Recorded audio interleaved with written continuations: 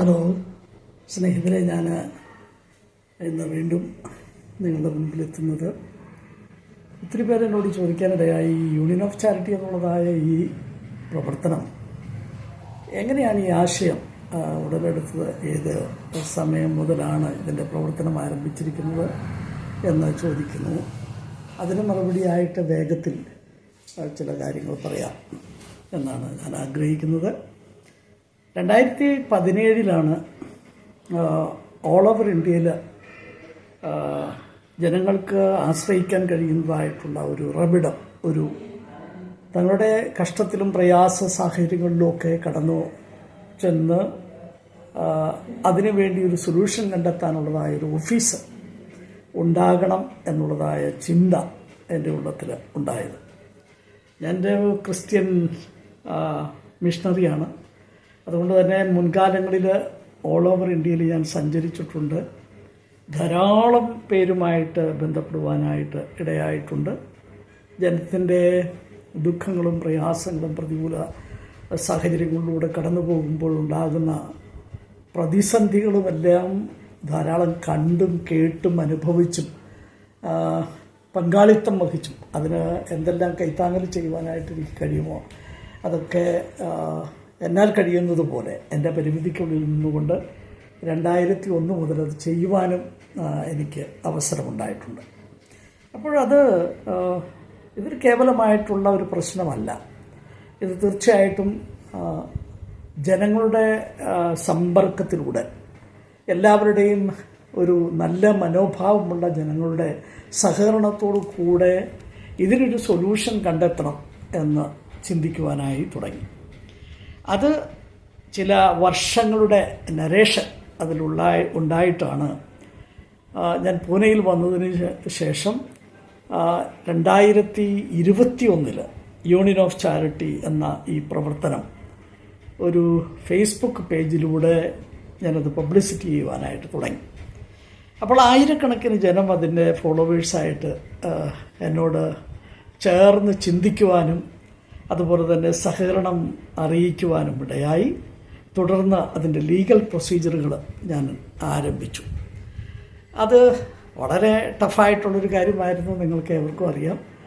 All over ഇന്ത്യയിൽ ഒരു public charitable trust, അതുപോലെ തന്നെ ഹ്യൂമൻ ഡെവലപ്മെൻറ്റിന് വേണ്ടിയുള്ളതായൊരു പ്രവർത്തനം, അത് ലീഗലായ നിലയിൽ അത് പടുത്തുയർത്തുക എന്നുള്ളത് വളരെ ടഫായിട്ടുള്ളൊരു വിഷയമായിരുന്നു. എന്നാൽ അത് സാധ്യമാക്കി തന്നു എന്ന് പറയുന്നതാണ് എനിക്കിഷ്ടം. ഞാനൊരു ക്രിസ്ത്യൻ മിഷണറിയാണെന്ന് നിങ്ങളോട് പറഞ്ഞല്ലോ. അപ്പോൾ അതുകൊണ്ട് ക്രിസ്തീയമായിട്ടുള്ളൊരു വിശ്വാസത്തിൻ്റെ അടിത്തറ ഇതിൻ്റെ പിന്നിലുണ്ട്. പ്രാർത്ഥനയുണ്ട്, പരിശ്രമമുണ്ട്, നിരന്തരമായ ഒരു കമ്മിറ്റ്മെൻ്റുണ്ട്. അതുപോലെ തന്നെ ഒരു സമർപ്പണം എന്ന് പറഞ്ഞാൽ ഒരു പവർ ഓഫ് ഡിറ്റർമിനേഷൻ എന്ന് പറയുന്നതാണ് അതിൻ്റെ ശരി. അതുകൊണ്ടാണ് ഇത് ഇത്രത്തോളം കൊണ്ടെത്തിക്കുവാനായിട്ട് കഴിഞ്ഞത്. അങ്ങനെ അതിൻ്റെ ലീഗലായിട്ടുള്ള കാര്യങ്ങളെല്ലാം അന്വേഷിച്ച് നല്ലൊരു ലീഗൽ അസിസ്റ്റൻസ് ലഭിക്കുവാനിടയായി. മഹാരാഷ്ട്രയിലാണ് രജിസ്റ്റർ ചെയ്യുവാനിടയായത്. ഓൾ ഓവർ ഇന്ത്യയിൽ പ്രവർത്തിക്കുവാനുള്ളതായിട്ടുള്ള എല്ലാ ലീഗൽ പേപ്പേഴ്സും തയ്യാറാക്കിയെടുക്കാനായിട്ട് ദൈവം സഹായിച്ചു. അങ്ങനെയാണ് ഈ പ്ലാറ്റ്ഫോം ആരംഭിച്ചിട്ടുള്ളത്. ഇനി ഇതിൻ്റെ പ്രവർത്തന രീതി ചുരുക്കമായി ചില വാക്കുകളിൽ പറയുമ്പോൾ,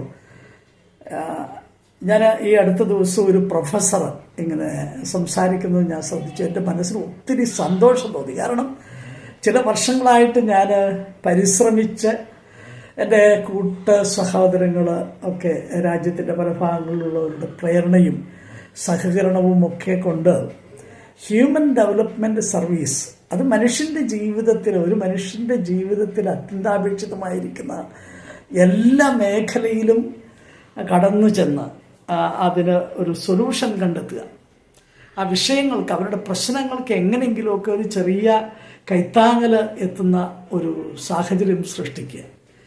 അത് ഞാൻ ആദ്യത്തെ വീഡിയോയിൽ പറഞ്ഞിട്ടുണ്ട്. Food, clothing, shelter, education, medical, അതുപോലെ മറ്റനവധി കാര്യങ്ങൾ, ഒരു ജോലി തരപ്പെടണം, അല്ലെങ്കിൽ ഒരു ബിസിനസ് ചെറിയ ഒരു ബിസിനസ് കുടുംബത്തിൻ്റെ അത്യാവശ്യത്തിന് വേണ്ടിയുള്ളതായ കാര്യങ്ങൾ ക്രമീകരിക്കണം എന്നിങ്ങനെയുള്ളതായ എല്ലാ മാറ്ററുകളും, വാഹനം വേണം, അതുപോലെ കുഞ്ഞുങ്ങളെ പഠിപ്പിക്കാനുള്ളതായിട്ടുള്ള സാധ്യതകളുണ്ടാകണം, വിവാഹം കഴിച്ചു വിടാനുള്ള സാധ്യതകളുണ്ടാകണം. ഇങ്ങനെയുള്ളതായ ഒരു മനുഷ്യൻ അഭിമുഖീകരിക്കുന്ന എല്ലാ പ്രശ്നങ്ങൾക്കും പരിഹാരം കണ്ടെത്താനായിട്ട് അസിസ്റ്റ് ചെയ്യാൻ കഴിയുന്ന ഒരു ഓഫീസ്, ഇതാണ് ഞാൻ വിഭാവനം ചെയ്തിട്ടുള്ളത്. അതിൽ ഇത് മനസ്സിലാക്കിയിട്ടുള്ളവരെല്ലാം ഇതുവരെ ഇതിൻ്റെ ആവശ്യകതയെക്കുറിച്ച് ബോധവാന്മാരായിട്ടുള്ളവർ കൈകോർക്കുവാനായിട്ട് ഇടയായിട്ടുണ്ട്. വിശ്വസ്തമായിട്ട് സത്യസന്ധമായിട്ട് ഈ പ്രവർത്തനത്തെ എസ്റ്റാബ്ലിഷ് ചെയ്യണം. പൂനെയിൽ ഒരു ഓഫീസ് പ്രവർത്തിക്കുന്നുണ്ട്. ഇനി മറ്റ് ഇതര സ്റ്റേറ്റുകളിലും കൂടെ അങ്ങനെയുള്ളതായ പ്രവർത്തനം ഓഫീസുകളുണ്ടാകണം എന്നുകൂടെയാണ് ഞാൻ ആഗ്രഹിക്കുന്നത്. ഞാനിങ്ങനെ ഇതിനിടയ്ക്ക് ഇങ്ങനെ ഐഡൻറ്റിറ്റി കാർഡ് ഞാനിങ്ങനെ ഒന്ന് കാണിക്കുമായിരുന്നു. ഇങ്ങനെയുള്ളതായ ഐഡൻറ്റിറ്റി കാർഡുകൾ ഞങ്ങൾ രാജ്യത്തുള്ള അനേകർക്ക് ഇതുമായിട്ട് ബന്ധപ്പെട്ട് മുമ്പോട്ട് വരുന്നവർക്ക് സർവീസ് എക്സിക്യൂട്ടീവ്സ് എന്നുള്ള നിലയിൽ പ്രൊവൈഡ് ചെയ്യുന്നുണ്ട്. അതുകൂടാതെ മറ്റ് പല കാര്യങ്ങളും അവർക്ക് വേണ്ടി ചെയ്തു കൊടുത്തുകൊണ്ട് അവരുടെയും കൂടെ സഹകരണത്തോടും പ്രവർത്തനത്തോടും കൂടെയാണ് ഇന്ന് വരെ ഈ കാര്യങ്ങൾ ചെയ്തു വരുന്നത്. അപ്പോൾ എന്നെ ശ്രമിക്കുന്ന നിങ്ങൾക്ക് രാജ്യത്തിൻ്റെ ഏത് ഭാഗത്തായിരുന്നാലും ഇനി ലോകത്തിൻ്റെ ഏത് ഭാഗത്തിരിക്കുന്നവരായിരുന്നാലും ഇതിൻ്റെ ഓഫീസുമായിട്ട് ബന്ധപ്പെടാവുന്നതാണ്. നമുക്ക് ഒരുമിച്ച് ഇങ്ങനെയുള്ളതായ ശാശ്വതമായൊരു പ്ലാറ്റ്ഫോം, ശാശ്വതമായിട്ടുള്ളൊരു മാർഗം, മനുഷ്യൻ്റെ വേദനകളിൽ ചെന്നെത്താൻ കഴിയുന്ന, അവർക്കൊരു ആശ്വാസം പകരാൻ കഴിയുന്ന, നാം അനുഭവിക്കുന്ന സന്തോഷത്തിൻ്റെയും സമാധാനത്തിൻ്റെയും ഒരു ചെറിയ ഓഹരി എങ്കിലും മറ്റുള്ളവരിലേക്കും കൂടെ അത് സന്തോഷിക്കാൻ കഴിയാത്തവർക്ക് വേണ്ടി പങ്കുവയ്ക്കാനായിട്ട് നമുക്ക് കഴിഞ്ഞാൽ ഈ ഒരു സംരംഭം, ഈ ഒരു പദ്ധതി നമുക്ക് രാജ്യത്ത് നടപ്പിൽ വരുത്തുവാനായിട്ട് ഇടയായിത്തീരും. സക്സസ് ആവുക എന്നുള്ളത് നല്ലതാണ്, എൻജോയ് ചെയ്യുക എന്നുള്ളത് നല്ലതാണ് തീർച്ചയായിട്ടും. അപ്പം തന്നെ നമ്മൾ എൻജോയ് ചെയ്യുകയാണ്, ജീവിതത്തിൽ നേട്ടങ്ങളെ കൈവരിക്കുകയാണ്. അപ്പോൾ ബഹുഭൂരിപക്ഷം വരുന്നൊരു വിഭാഗം ജനം കഷ്ടത്തിലും കണ്ണുനീരിലും എൻജോയ് ചെയ്യാൻ, ഒന്ന് പുഞ്ചിരിക്കാൻ പോലും കഴിയാത്തവരായിട്ട് കഴിയുന്നവരുണ്ട് എന്നുള്ളത് കൂടെ നമ്മൾ ഓർക്കുക. അത് പലവിധമായ വിഷയങ്ങൾ മുഖാന്തരമായി. അതുകൊണ്ട് ഒരു കൊച്ചു പുഞ്ചിരിയെങ്കിലും അവരുടെ മുഖത്ത് നൽകുവാൻ നമ്മൾ കൂടെ ഒന്ന് പരിശ്രമിച്ചാൽ എത്ര മനോഹരമാണ്, എത്ര നല്ല കാര്യമാണ്. നമ്മുടെ രാജ്യത്തെ ജനങ്ങളുടെ ഇടയിൽ സന്തോഷവും സമാധാനവും കൊണ്ടുവരാൻ കഴിയുന്ന ഒരു പരിശ്രമം നമ്മൾ ഒരുമിച്ച് ചെയ്താൽ എത്ര ശ്രേഷ്ഠമായിരിക്കും എന്നോർക്കുക. നിങ്ങളുടെ സഹകരണം പ്രതീക്ഷിക്കുന്നു. ഇനിയും കാണാം.